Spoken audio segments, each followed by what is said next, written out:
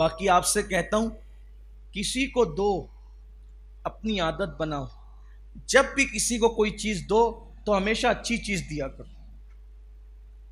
یہ ایسا نہیں کہ جو اپنے کو نہیں پسند آئے وہ اٹھا کر دے دو. ہمیشہ سے ہمارا مزاج یہی رہا ہے، جو اپنے کو نہیں پسند آیا وہ اٹھا کے دے دو، جو استعمال کے قابل نہیں رہا وہ اٹھا کے دے دیا. نہیں، جو ہمیں پسند ہے وہی دو، جو آپ کو پسند ہے وہ دو، جو آپ کی ضرورت ہے وہ دو. کچھ لوگوں کا حال یہ ہوتا ہے جب تک کہ کھانا سڑ نہیں جاتا تب تک فقیروں کی جھولی میں نہیں جاتا. یہ کیا قبول ہوگا؟ سڑا ہوا کھانا، بدبودار کھانا کسی فقیر کی جھولی میں ڈالنے کا مطلب یہ ہوا کہ آپ نے اپنے گھر کو صاف کرنے کا منصوبہ کیا. گھر صاف کر لیا، آپ نے صفائی کر لی گھر کی، اس پہ کیا اجر اور صلہ ملنا ہے؟ کھانا تو وہ تھا فقیر کے لیے جو تازہ تھا، بلکہ آپ اپنے لیے کچھ ٹھنڈی رکھ لیتے اس کو گرم دیتے، کیونکہ آپ اللہ کے لیے دے رہے ہو، اور جو چیز اللہ کے لیے ہو پھر اس کی شان ویسی ہونی چاہیے. اور ایک بات یہ بھی یاد رکھنا، جو چیز اللہ کی راہ میں دی جاتی ہے اور وہ پسند کی دی جاتی ہے وہی قبول ہوتی ہے. جو ناپسند ایری غیری دی جاتی ہے وہ بہت غیرت والا ہے، پھر وہ پسند بھی نہیں کرتا.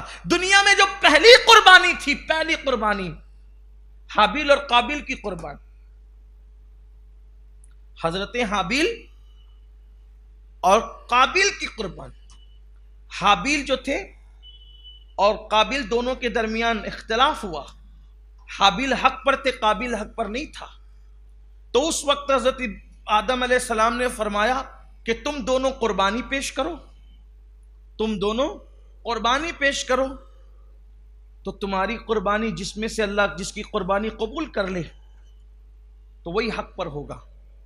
اب چونکہ جو حق پہ تھا وہی نیک تھا، جو حق پہ تھا وہی پرہیزگار تھا، جو حق پہ تھا. تو جب حابیل کو پتا چلا کہ ابا کہہ رہے ہیں قربانی کرو، تو جناب حابیل نے ایک بہترین خوبصورت دمبا، بڑا حسین و جمیل دمبا، وہ دمبا جو ہے وہ قربانی میں رکھا. اور قابیل نے اپنی کھیت میں سے سڑی ہوئی بالیاں، وہ جو بالیاں ہوتی ہیں جس میں اناج لگا، سڑی ہوئی بالیاں وہ رکھ دی.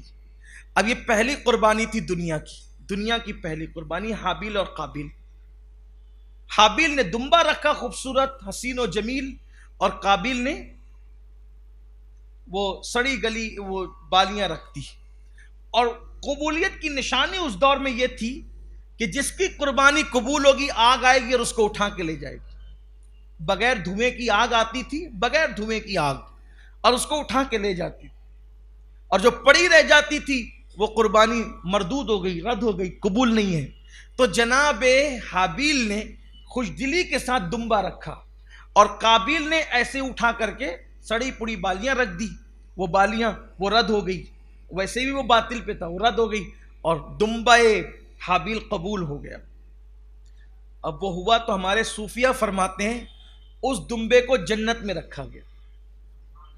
اس دمبے کو جنت میں، دیکھو قبولیت کی شان کیا ہے. اس دمبے کو کہاں رکھا گیا؟ جنت میں رکھا گیا.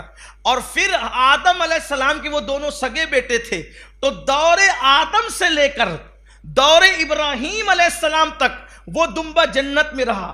اب اسماعیل علیہ السلام کے جب فدیہ دینے کی بات آئی تو جنت سے وہی لا کر کے ان کے بدلے میں پیش کیا گیا. یہ خلوص کی برکت ہے، جو اللہ کی راہ میں دی جاتی ہے اس کی برکت ہے. حالانکہ کسی نے دمبا بھی کہا، کسی نے بکری بھی کہا، جو بھی ہے، لیکن یہ بات کہی گئی. تو اللہ کی راہ میں دو تو ہمیشہ اچھا دو. دیکھو یہ ہوتا ہے اچھا دینے کا صلہ، اللہ کے لیے دے رہے ہو، اٹھا کر کے ایسے کچھ بھی مت دے دیا. جس کے لیے دے رہے ذرا اس کی ذات تو دیکھو، وہ کتنی اچھی اچھی نعمتیں ہمیں دیتا ہے.